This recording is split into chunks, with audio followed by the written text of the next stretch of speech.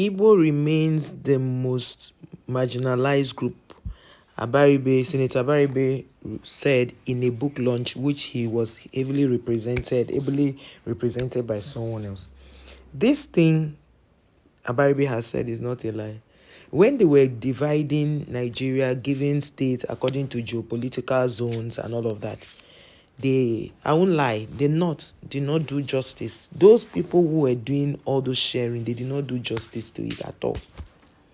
If you look at during the election, see how many states the Southeast has.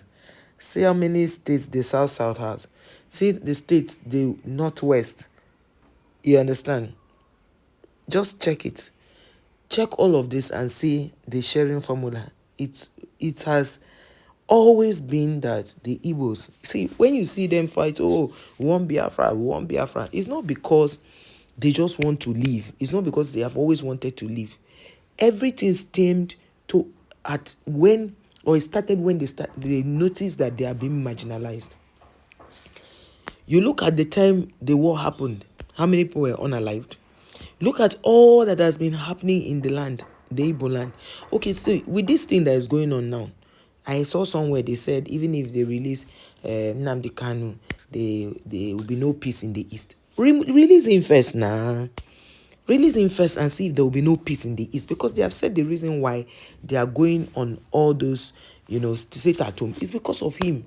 If you truly want the best, because I don't think if the North was sitting at home, we will be going about our business the way as if nothing is happening. If they will sit at home in the North or sit at home in the West, are you sure we will be very comfortable? Because if people say, somebody said, one of the politicians said they don't care that it is their business now, that the sit at home is not affecting the country anyway. Who said so? It's affecting, because if it's not affecting the country very well, the government will not be talking about it. So it's not just about, they have arrested Simon Ekpa, they've taken over all his belongings, property in Finland, all those things. That is not what we are talking about. You guys should sit down and ask yourself this question. Have we been fair to the Igbos? Have we been fair to these Igbo people? Let it be. Me, I'm not even Igbo. So you cannot say, I'm supporting Igbo people because I'm Igbo. I am not Igbo. But you see, when it comes to fairness, equity, and justice, I am number one. I like to be at the forefront. If the Yoruba nation is saying, okay, this is what we want, ask them what they want and sort them out. Because the truth is, go to the North and you see a small place like they'll tell you is a local government. And that is what Akwa Ibom people also did. That I think maybe they learned from they learned from the mistake they allowed happen, or the mistake or what they saw happen in Cross River is what they learned from. See how big Cross River is. We have just 18 local governments. But Akwa Ibom has 30-something, I think it's about 30-something local governments. Meanwhile, Cross River is bigger than Akwa Ibom. You will travel in Akwa Ibom. I've been to Akwa Ibom severally. You see one chekere place like this, a bush. You see one place is a house. How many few houses? They'll tell you that is a village. Before you go forward, they'll tell you that is a local government council. So at the end of the day, who is deceiving who? You see, in Cross River State, in Nigeria, Cross River State is the only state that you can travel within the state for 7 hours. Travel from Obudu to Calabar and tell me how many hours you did. Even when they will say, okay, the roads were very, very good, at least you do 6 hours within the state. From a local government to the headquarters, so you do 6 to 7 hours. With your private car, maybe 6 hours, 30 minutes within one state. Cross River State is so big, but Cross River State has only 18 local governments. There are so many places in Cross River State that should be a local government, but they are not. And they are still, sharing the same meager resources with it. So what we are saying in essence is that why we in Cross River may not complain, the Igbos have looked at it to see that we are truly marginalized. This marginalization did not start now, no. It started from the sharing formula. When they brought Igbo, Yoruba, Hausa together, we have other ethnic groups, but these ones are the major ethnic groups. But when it comes to sharing, they don't share as though They are the major. Igbo is part of the major ethnic groups. And this is why they keep blaming on the colonial masters that they did not do justice to this thing.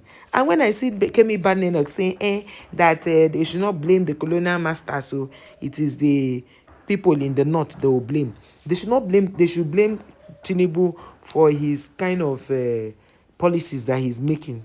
In as much as I don't support the government, I don't support Tinubu, I don't support the other guy, I will not say that the colonial masters do not have a hand in this thing.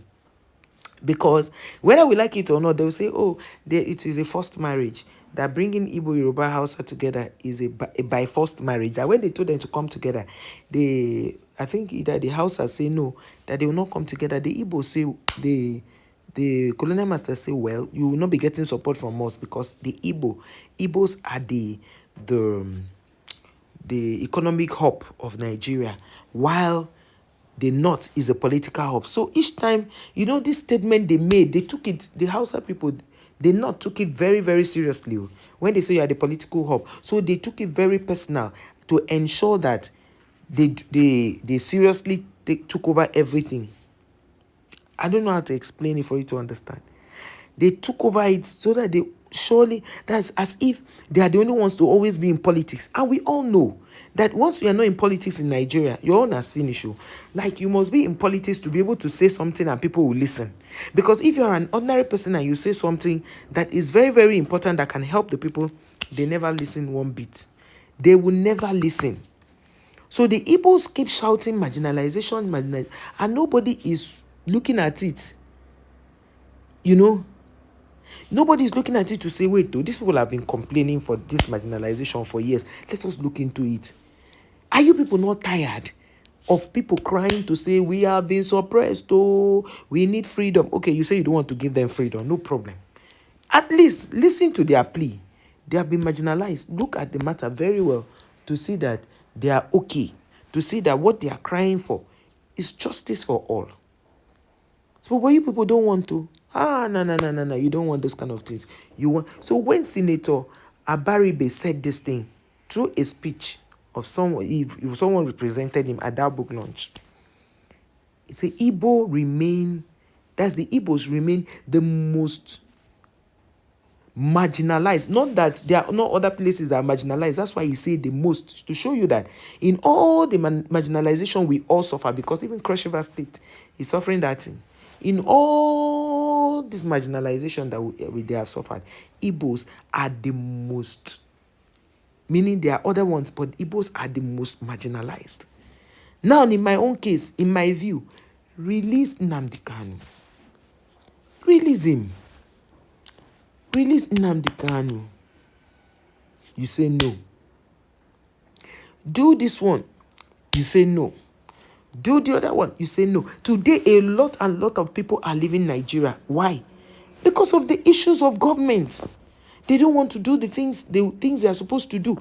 Wait, let me ask a question. If everybody leaves Nigeria and travels out of the country, who are you going to govern? Tell me now. Who are you going to govern? And do you know, let me tell you something that somebody made me understand. He said in the north do not relocate. They stay back because they told them that they are the ones that hold the political power.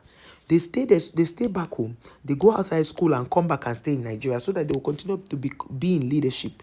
Because if they live outside the country, they will not give them the leadership. And they told them that they should keep giving birth to children so that those children will continue to rule Nigeria. And they should ensure that some of their children go to school so that those ones will continue to be the elites. While the other sides of Nigeria, they like to travel and go and stay forever. They don't travel. It's just recently with the bad government policies that you see a northerner saying that he wants to travel to go and stay outside and relocate. He wants to Japan. I have never seen. They go to school, they come back. They don't ever live in the UK and stay forever because they know that the UK, they don't allow them practice their religion as they want to. Do you understand? So in all of this, we are saying, if you people are giving so much to the north, strike a balance. Strike a balance. Fairness should be our watchword. Because whether we like it or not, these Igbos are human beings. We cannot continue allowing things happen to them and we fold our hands and say it's not our business until it happens to us or until it becomes our business. Let us stop.